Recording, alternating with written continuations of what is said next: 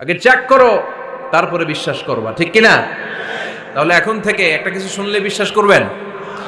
একজন এসে বলল, ভাইজান আপনার মেয়েরে দেখলাম আরেক ছেলের সাথে বাজারে ঘোরাফেরা করে, ওই রমনার বটমূলে দেখলাম আপনার মেয়ে আরেক ছেলেরে নিয়ে ফষ্টি নষ্টি করে, লোকের কথা বিশ্বাস করে বাসায় যে মেয়ের চুলের মধ্যে ধরে মাইর, আইজো মায়ের কাইলো মাইর। এরকম হইতে পারে না? হয়তো ওই লোক আপনার মেয়ের মতো দেখতে আরেক মেয়েকে দেখছিল। এরকম হয় কিনা সমাজে? একজন এসে বললো, ভাই আপনি এখানে ভাবিরে তো দেখলাম ওই জায়গায় আরেক লোকের সাথে ঘোরাফেরা করতেছে, খবর রাখেন না বাসা? আপনি রেগে মেগে, ঘটনা কি? আমার খেয়ে আমার পরে আরেকজনের সাথে, যে এই বাড়িতে যে মায়ের, কোনো কথা নেই। দেখবেন যে ছোট্ট মারামারি থেকে এই ঘটনা অনেক সময় বিচ্ছেদ বা ডিভোর্স পর্যন্ত গড়ায়, ঠিক কিনা? ওই যে শোনা কথায় কান দিচ্ছেন, ফাতাবাইয়ুন, আপনি চেক করেন নাই। হয়তো আপনার স্ত্রীর মতো দেখতে বা আপনার স্ত্রী যে জামা পরে, যে পোশাক পরে, এরকম পোশাক পরে আরেক নারীকে দেখছে, আপনার বউ না এটা। আপনার মেয়ের ব্যাপারে যে তথ্য দিয়েছে এটা সঠিক নয়, সে আপনার মেয়ের মতো আরেকটা মেয়েকে দেখেছে, এসে আপনার কাছে বলে দিছে, আপনিও বিশ্বাস করছেন। ভেজাল আছে না নাই? এই ভেজালগুলোকে থামানোর জন্য কোরআনে এই বিধানগুলো নাজিল করেছে কে? তাহলে ফরিদপুরের ভাইয়েরা, সমাজটারে সুন্দর রাখার তথ্য একটা শুনলেই বিশ্বাস করবেন না। সিলে কান নিয়ে গেছে শুনলেই সিলের পিছনে দৌড়, নাকি? কি করবেন? আগে কানে হাত দিয়ে একটু দেখবো কান দুইটা আছে না নাই, তারপরে চিলের পিছনে দৌড়ানো। তাহলে এখন থেকে আমরা তথ্য একটা শুনলেই বিশ্বাস করব। তাহলে কি করবেন? বলতে হবে কি করবেন? যাচাই বাছাই, জাস্টিফিকেশন অফ দ্য নিউজ।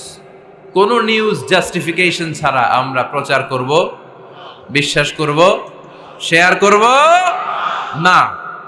আল্লাহ বললেন, ইয়া আইয়ুহাল্লাযীনা আমানু লা ইয়াসখার কওমুম মিন কওম। ওহে আমার ঈমানদার বান্দারা, শোনো শোনো, খবরদার কখনো কোনো মুমিন বান্দারে ঠাট্টা করো না, অবজ্ঞা করো না, ঠাট্টা করো না।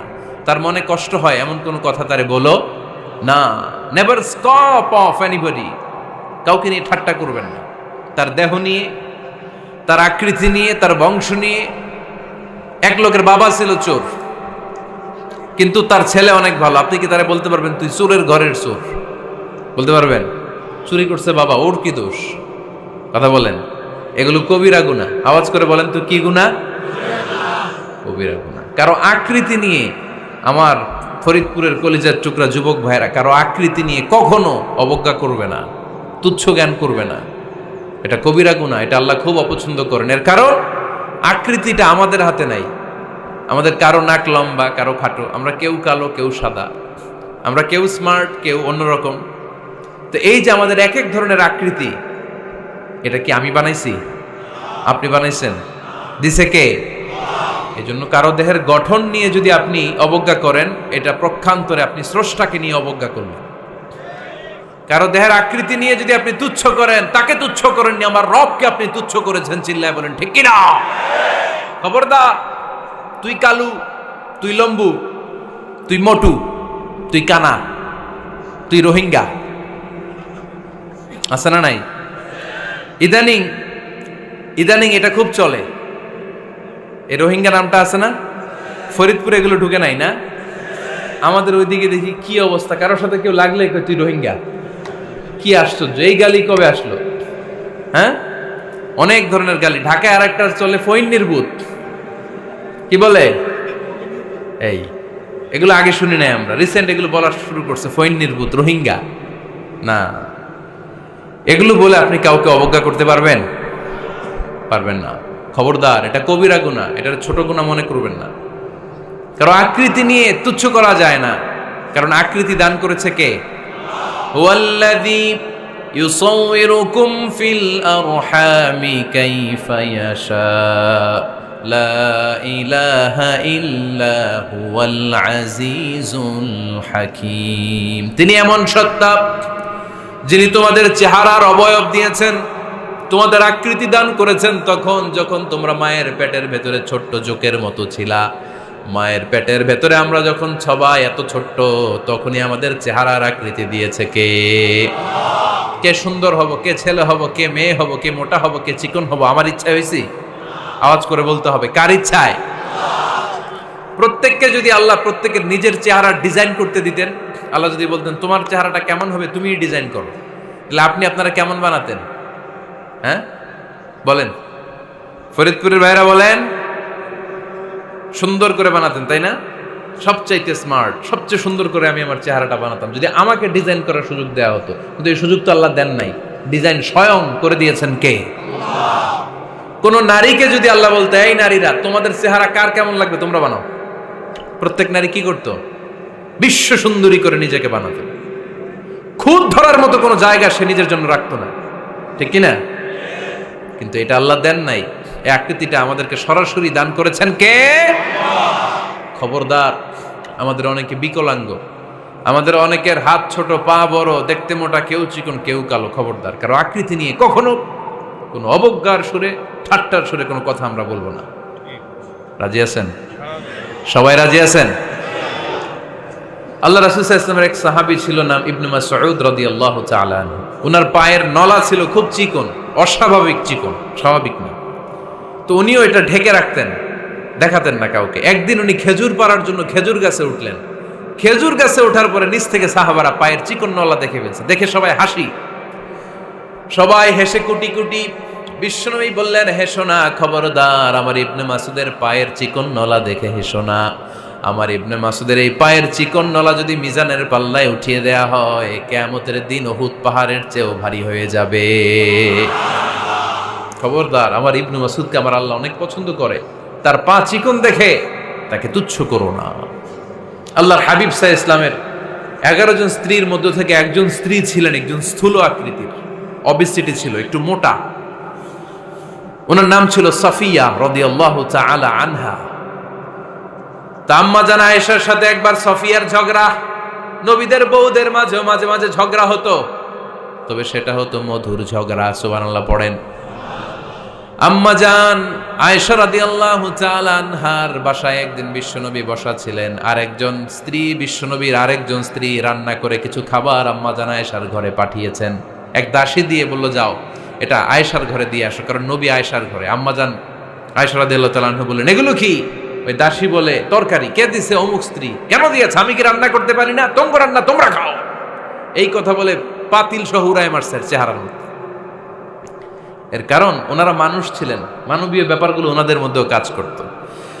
আবার এক স্ত্রী ঝোল দিয়ে রান্না করে কিছু খাবার নিয়ে এসেছে। আম্মা জান আয়েশা রেগে মেগে ওই ঝোল নিয়ে ওই স্ত্রীর গালের মধ্যে মেখে দিয়েছেন। বিশ্বনবীর আরেক বউয়ের গালের মধ্যে ওই ঝোল লাগাই দিচ্ছে। এবার ওই স্ত্রী বিশ্বনবীর কাছে যেয়ে বলে, ইয়া রাসূলুল্লাহ, দেখেন আয়েশারে আপনি বেশি আদর করেন তো, দেখেন কি করে আমাদের সাথে। এই যে আমাদের গালের মধ্যে ঝোল মাখাই একেবারে মেকআপ বানাই দিচ্ছে। বিষ্ণু ইসা ইসলাম বললেন, তাই আয়েশাকে ডাকো। আম্মা জান আয়েশা রাদিয়াল্লাহু তাআলা আনহা আসলেন। আল্লাহ রাসূল সাল্লাল্লাহু আলাইহি ওয়াসাল্লাম বললেন, তুমি কি আমার এই স্ত্রীর সাথে এমন আচরণ করেছো? আম্মা জান আয়েশা বললেন, করেছি। কেন? আম্মা জান আয়েশা বললেন, তখন মেজাজটা গরম ছিল, এখন বুঝতে পারতেছে আসলে এই কাজটা করা ঠিক হয় নাই। এবার বিশ্বনবী বিচার করবেন। বিশ্বনবী বললেন, আল কিসাস, যেমন করা হয়েছে বিচার হবে তেমন। তোমার গালে যেমনি ঝোল লাগাই দিছে, তুমি একটু ঝোল নিয়ে আয়েশার গালে লাগাই দাও। সুবহানাল্লাহ পড়বেন না? ওই স্ত্রীও কিছু ঝোল নিয়ে আম্মা জান আয়েশার গালে লাগাই দিল। এখন দুইজনে হাসতেছে, বিশ্বনবীও হাসলেন, আরশের উপর থেকে খুশি হয়ে গেলেন। কে? তো স্ত্রীদের মধ্যে মাঝে মাঝে এটা ঘটতো। সাফিয়া রাদিয়াল্লাহু তাআলা আনহা ছিলেন একটু মোটা। আম্মা জান আয়েশা বললেন, ইয়া রাসূলুল্লাহ, দেখেন আপনার মুটি বউ, আপনার মুটকি বউ, এই মুটি বউ বলে একদিন একটা গালির মতো দিয়ে ফেলছে। আল্লাহ রাসূল সাল্লাল্লাহু আলাইহি ওয়াসাল্লাম রেগে গেলেন, বললেন, আয়েশা এটা কেমন কথা তুমি বললা মুটি? আমার সাফিয়ারে তুমি মুটি বলে গালে দিলা রে আয়েশা। ইয়া আয়েশা লাকাদ কুলতি লা কালিমা লাউ মুজিজাত বিমা ইল বাহরি লা মাজাজাতহু। এমন একটা মন্তব্য তুমি সাফিয়ার ব্যাপারে করে ফেলেছো রে আয়েশা, এই কথাটা যদি সাগরের নীল পানির মধ্যে ছেড়ে দেয়া হয়, এই কথার পঙ্কিলতার কারণে, এই কথার কর্দমাক্ততার কারণে, এই কথার পঙ্কিলতার কারণে সাগরের সব পানিগুলো মুহূর্তের মধ্যে কালো হয়ে যাবে। এই কথাটা সাগরে ফেলে দিলে সাগরের নীল পানি পুরোটা কালো হয়ে যাবে। আয়েশা, খবরদার, কাউকে তুচ্ছ করে অবজ্ঞা করে কখনো কিছু বলা যাবে না। এই জিহ্বাটা এটা ভয়ঙ্কর একটা অঙ্গ। বেশিরভাগ পাপ এই জিহ্বা দিয়ে হয়। কি দিয়ে হয়? এজন্য সাহাবারা জিহ্বা ধরে মাঝে মাঝে জিহ্বার মধ্যে ব্যাত মারতেন। আর বলতেন জিহ্বা তোর জন্য আমি আটকে যাব কিয়ামতের দিন। আমলিক আলাইকা লিসানাক, নিজের জিহ্বার মালিক নিজে হন। আপনার জিহ্বার মালিক যেন শয়তান না হয়ে যায়। জিহ্বা আপনার, শয়তানের ভাষায় আপনি কথা বলেন কেন? খবরদার, প্রতিটা কমেন্ট, প্রতিটা কথা, প্রতিটা মন্তব্য, এগুলোর ব্যাপারে কিয়ামতের দিন পাই টু পাই করে আপনার কাছে আল্লাহর সুপ্রিম কোর্টের কাঠগড়ায় দাঁড় করিয়ে আপনারা জিজ্ঞেস করবে কে?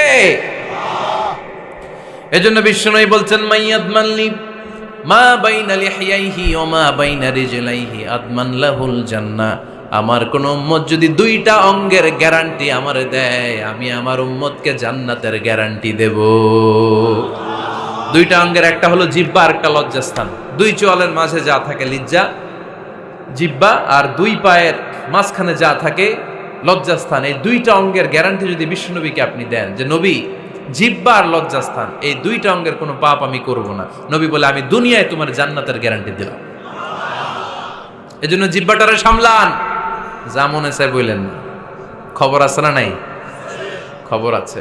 মা ইয়ালফিযু মিন কাউলিন ইল্লা লাদাইহি রাকীবুন আতীদ। যা মুখ দিয়ে বেরোয় লিখে রাখার জন্য দুইজন ফেরেশতা রেডি করে রেখেছে কে? চিল্লায় বলেন। যতদিন আমরা বেঁচে থাকবো ততদিন থাকবে আমাদের কাঁধে। আমরা মরে যাবো, এই ফেরেশতারা উড়াল দিবে, ঠিক কিনা? দুই কান্দে জি ছিল যে তোমার দুইজনা পাহারা, তোমারে একলা থইয়া পালাইছে তাহারা। তোমার আটকুঠুরি নয় দরজা বন্ধ এবার হলো রে হলো, মুখে আল্লাহ রসুল সবে বলো, ও মুখে আল্লাহ রসুল সবে বলো। দুয়ারে আইসাছে পালকি নাই হরি গাও তোলো রে তোলো, মুখে আল্লাহ রসুল সবে বলো, ঠিক না? এজন্য সাবধান। আমলিক আলাইকা লিসানাক, নিজের জিহ্বার মালিক নিজে হন। মন যা চায় মুমিন তখন ইচ্ছা মতো মন মতো কোনো মন্তব্য ছুটতে পারে না। বিশ্বাসী বলে যদি নিজেকে দাবি করেন, নিজের জিহ্বার মালিক নিজে থাকার দরকার আছে না নাই?